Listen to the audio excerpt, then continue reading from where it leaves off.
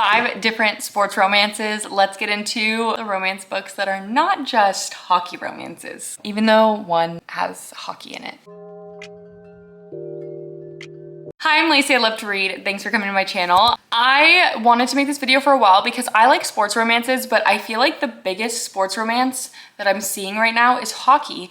And I personally don't really like hockey that much at all, really. And I just am not really gravitating towards those as much. I do have one book in today's video that is hockey. However, it's hockey and figure skating, so I feel like it is a little bit different than the typical hockey romance, but nothing, also, no shade to hockey romance. I just personally don't really read hockey romance as much. I used to read it a lot when I first started reading, now not so much. So I thought it'd be fun to do a video where I did 5 sports romance books that were all different sports.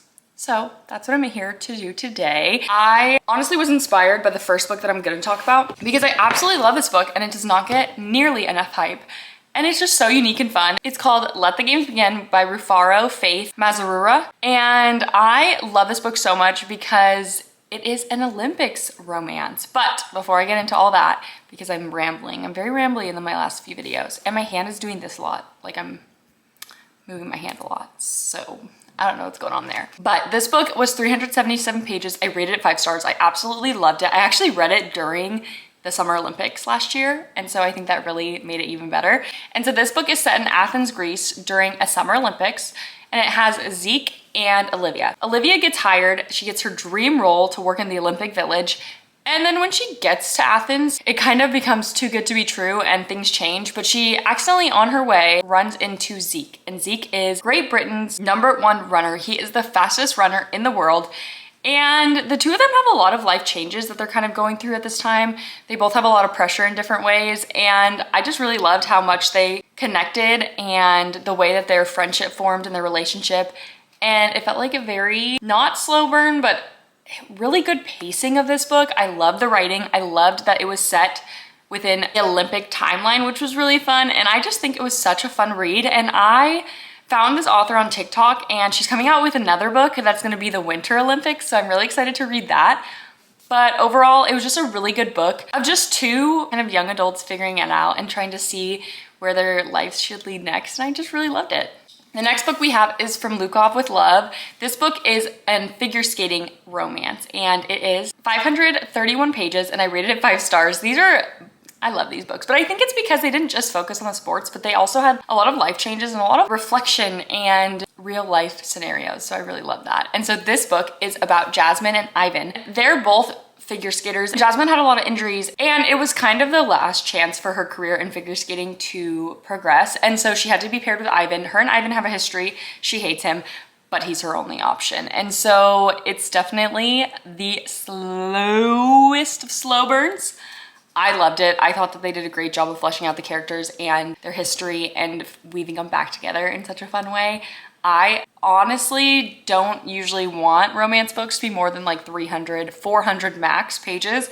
However, this one, I felt like I was hooked the entire time. And even though it seemed like not a lot happened, there was so much to them outside of romance, and their close proximity of being partners kind of made it okay that not a lot was happening romantically in the moment, but I just really loved it and I think it is such a great read. I understand why people who love slow burns love Mariana Zapata. Honestly, it's my only book I read by her.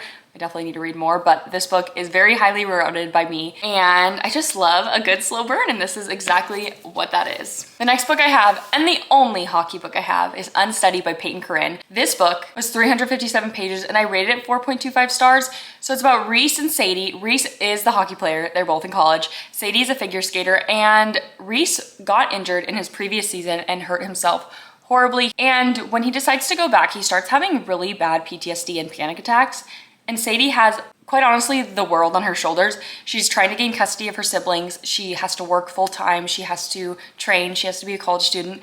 And she has a lot riding on every aspect of her life. And it's just a really beautiful display of anxiety representation and the pressures that young people go through, especially in college. And as someone who did not go through similar things to them, but also kind of did in different ways, it was really, really beautiful. And it's a very deep story. Like I see the cover and it looks very cutesy, not very deep, but it's extremely deep. There is a lot that goes on between the two of them internally with their own problems, and then together they really come together in a beautiful way and really support each other, which I really love.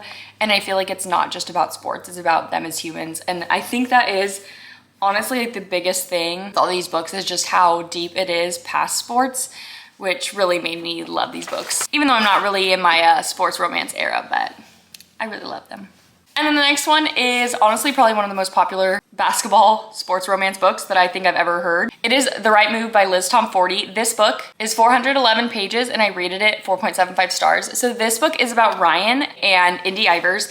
So Indy is Ryan's twin sister's coworker and best friend, and she needs somewhere to stay. And Ryan is a very, very, very famous basketball player. Think maybe Jason Tatum is a good, I feel like Jason Tatum is a good representation of what he would look like and kind of like how popular he is, or someone more popular than Jason Tatum. Honestly, I'm gonna go with Jason Tatum. There's obviously more popular basketball players right now, but Jason Tatum just fits the bill for me in my mind. So think Jason Tatum, he really wants to live a private life. He never knows why people want to be around him because he's so famous, and every time he leaves the house, he's swarmed by paparazzi, swarmed by people. He just likes to live a quiet life. And Indy is the exact opposite about that. She brings color into everything. She loves being herself and being out there. And she went through a horrible breakup, which is why she needed to move in with Ryan, and she really couldn't afford to live in Chicago. And so they spark up a very interesting friendship at first. They don't really like each other. Ryan wants nothing to do with her. He doesn't even want her in his apartment, but he'd do anything for his twin sister. And then over time, they end up needing to form a fake relationship because Ryan is seen as only focused on basketball. And so his team wants him and his manager to have a life outside of basketball. And she needs a date to a wedding where she's gonna have to see her ex-boyfriend. And so obviously her ex-boyfriend is a fan of Ryan Shea. So it's just the perfect scenario. So they start fake dating, and it's honestly so beautiful, so layered. I love Liz Tomforty's writing. I love how she incorporates color and symbolism of color. And I just thought this book was really fun. Obviously, there is a lot of talk. I feel like this is the biggest sports heavy one. A lot about his money, a lot about his life as an NBA player. But overall, it's such a beautiful read, and I really, really enjoyed all of it. And then the last book I have is the one that I'm not really sure is a sport, because I don't think F1 is considered a sport. It's more of a hobby or like a career. But this is Throttled by Lauren Asher. I have no idea why I haven't read the rest of the series, but I really enjoyed this book. I rated it 4 stars, and it's 369 pages. So this book is about Maya and Noah. Maya is trying to figure out what to do with her life. Her brother is an F1 driver, and so he tells her, just come along, do your vlogs, and kind of make this travel career work for you. And just do it while we're traveling for my F1 career. And then she meets Noah, who is her brother's enemy, also his teammate, kind of his rival, and they spark up an interesting forbidden love. And I just thought it was really fun. This has a dual point of view, and I just love this book. I thought it was such an interesting read about learning more about like Formula One. I don't watch Formula One, nor do I know honestly anything about it, but it was really fun to read, and I felt like you didn't need to have any knowledge of it to enjoy the book, which is really great. And I do need to eventually get to the rest of the series. There are 4 books in the series. I heard the 4th one is the best. The 4th one is her brother's book, so I need to get to that. Those are the 5 sports romance books, or not really sports books, that I have for you today. I hope you enjoyed this video, and please let me know what your favorite sports romance books are down in the comments below. I really appreciate you being here. Don't forget to follow me on Bindery as well to see more bookish content. And I really appreciate you watching my video. And once again, I hope that the books that you read bring you joy.